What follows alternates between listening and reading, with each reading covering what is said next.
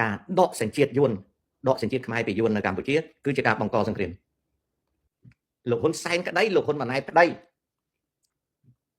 មិនដកហូតសញ្ជាតិពីយួនរស់នៅ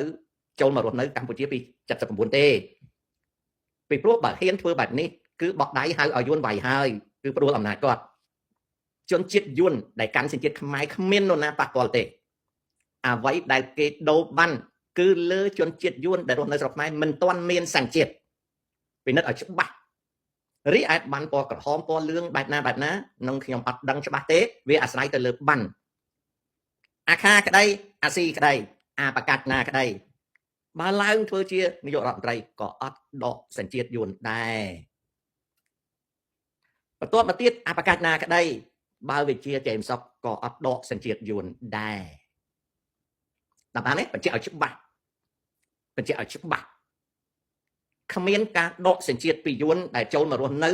ឆ្នាំ79មកទល់សប្តាហ៍ថ្ងៃនេះទេអត់មានទេអាណាក៏ដោយឡើងធ្វើនាយករដ្ឋមន្ត្រីក៏អត់ដកដែរពីព្រោះក្នុងគោលនយោបាយធ្វើបែបនេះគឺបង្កសង្គ្រាមស្ដាប់ឲ្យច្បាស់តើហ្នឹងណាកូនណាដាក់ចេមសុកក៏ចេមសុកមិនដកដែរចេមសុកត្រូវបង្កើតនយោបាយសមាហរណកម្ម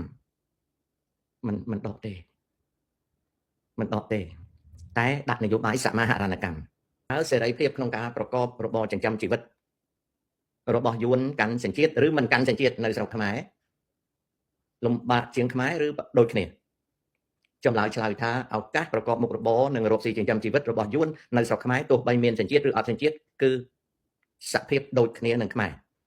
តែយួននៅប្រទេសកម្ពុជាកាន់សញ្ជាតិឬមិនកាន់សញ្ជាតិបង់ពន្ធដូចខ្មែរទេ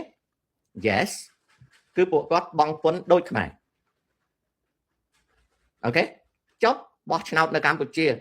តែគាត់បោះឆ្នោតដូចខ្មែរទេបើគាត់មានសញ្ជាតិគឺគាត់បោះឆ្នោតបានបើមិនឲ្យគាត់បោះឆ្នោតក៏វាមិនអាចដែរពីព្រោះគាត់ដឹងថារបបនេះសិលឹកឆ្នោតគឺជាតួលេខចុងក្រោយរបស់អ្នកកាន់អំណាចអញ្ចឹងសួរថាបោះក៏អាចមិនបោះក៏អាចបើយួននៅស្រុកខ្មែរមិនបោះក៏អាចខ្មែរបោះក៏អាចមិនបោះក៏អាចតែដូចគ្នាទេចម្លើយឆ្លើយថា the same ដូចគ្នា